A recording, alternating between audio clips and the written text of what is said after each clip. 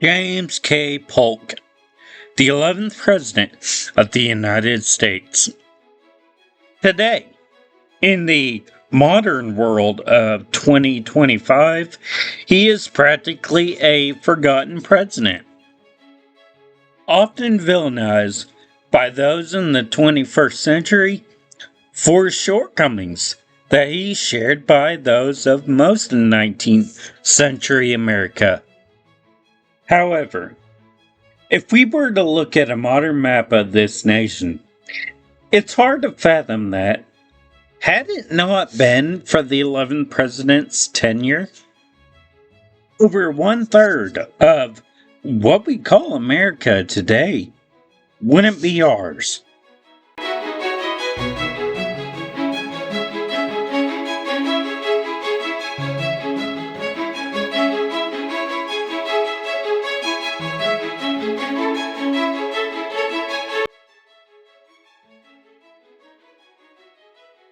Born in Mecklenburg County, North Carolina in 1795, life for the eldest of 10 children in a devout Calvinist home was anything but easy.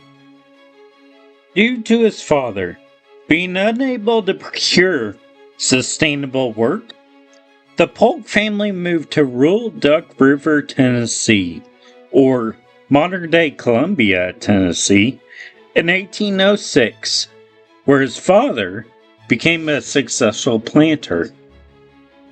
Being stricken with poor health since birth, however, young James was unable to perform the laborious duties of plantation life.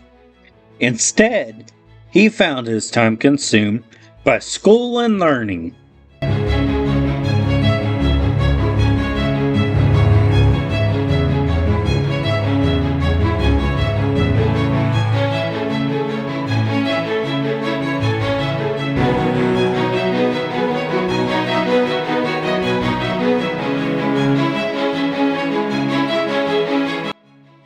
Andrew Jackson.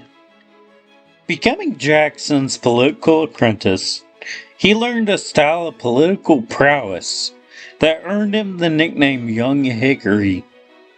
In 1823, he won the election for his district and became the new Tennessee legislature. A year later, he married Sarah Childress. After serving a 2-year term, he gets elected to the U.S. House of Representatives. When his political mentor becomes president in 1828, he becomes Jackson's strongest ally in the House, as he becomes the chairman of the House Ways and Means Committee, playing a pivotal role in Jackson's initiation of the Tariff of Abomination, a tariff that saw the agricultural South hurt economically, leading to the 1832 nullification crisis. And in 1835, being the Democrats' strongest member for getting things done, he becomes the Speaker of the House. After finishing his term as Speaker, he decides to head back to Tennessee, where in 1839, he becomes the governor of Tennessee, serving until 1841.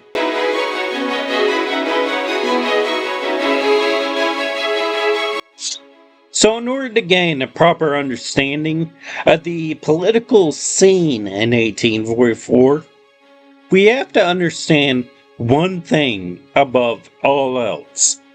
That is the idea of manifest destiny.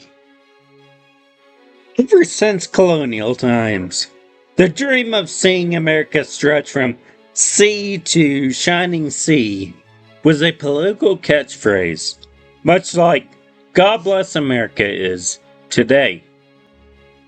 But in the 1830s, it became more than just a catchphrase when Texas officially gained its independence from Mexico in 1836. Wanting Texas as part of America, Polk, the Democratic frontrunner in 1844, New Jackson supporters wanted Texas as well. Henry Clay, however, his opponent, didn't. In 1844, Polk becomes elected as the 11th President of the United States. Elected due to him promising 4 key goals as President.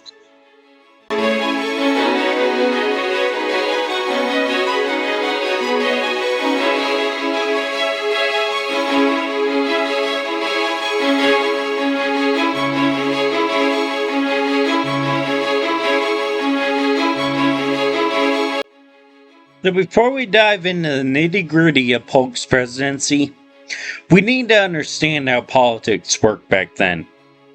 You see, remember the whole 3/5 compromise thing from 8th grade history? Well, basically, say you had 10,000 white people in your state, as well as 3/5 of that number of slaves, or 6,000 slaves. If so, then you can add a representative vote from your state. In other words, slaves are a good thing if you want political power. Often back then, states would persuade the federal government to vote a certain way based on that state providing, let's say, incentives for said vote. So 1844, Polk becomes the new President of the United States. And his first order as President is signing Texas into the Union. Now, let's go back to 1808 for a moment, shall we? When the U.S. Constitution was signed into law, it gave the provision that in 1808, the international sale of enslaved people would end for America. By the 1810s, the number of slaves in America hovered around 1.5 million. Each year, falling by nearly 35% due to the innovation of equipment like farm equipment and construction equipment that replaced the need for such a huge human workforce. The majority of whom were in the South. In 1820, Congress designs the most ingenious law ever, the Missouri Compromise, and enacts it into law. Basically, Congress drew a line straight down the middle of America, starting at the bottom of Missouri, and declared that everything below it can have slaves. Hooray! Everything below it, however, well, sorry, but no slaves for you, pal. That's because in the late 1810s, a magical new crop called cotton began being mass-produced in the South. And by 1844, nearly 70% of the nation's entire GDP was cotton and grew in the South. So the South, the guys making all the money for the country, now had all the power. And Texas, a huge area, perfect for growing cotton, meant money. So, I bet you can see why the annexation of Texas was such a huge deal for the people of 1844.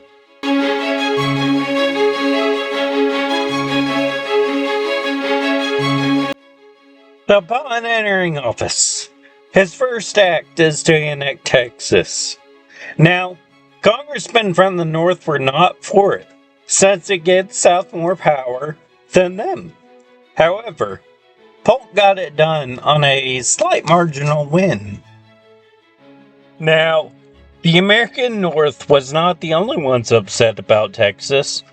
Remember Mexico? The guys they became independent from? Well, Mexico still saw Texas as part of Mexico. And the annexation into America, well, way to kick a man when he's down. Now, the official southern border of Texas was in dispute. You see, Texas claimed that it was the Rio Grande River. Mexico, however, insisted that the border was the Nueces River, some 100 miles to the north. So Mexico sends troops into the contested area, followed by American troops under orders from James K. Polk. When, shocker, a fight broke out, leaving 12 dead American troops. This enraged America, and President Polk became the first U.S. president to declare war on a foreign nation. After 2 years of fighting a costly and rather unpopular war by its end, Mexico signs the Treaty of Guadalupe Hidalgo, succeeding the lands from Texas to the Pacific coast to America, thus giving America more land than the Louisiana Purchase, and checking off 2 more of the goals from Polk's list. Third was removing the tariff placed on foreign goods. Although he didn't completely remove it, he did, however, reduce it to where it was only now 15% of its former number, thus incentivizing foreign nations to deal with America again. And lastly, James K. Polk procured the territory of Oregon from Britain. It took nearly 2 years to negotiate, but in 1846, a treaty was signed between England and America, thus solidifying America's role as the authority for the continent.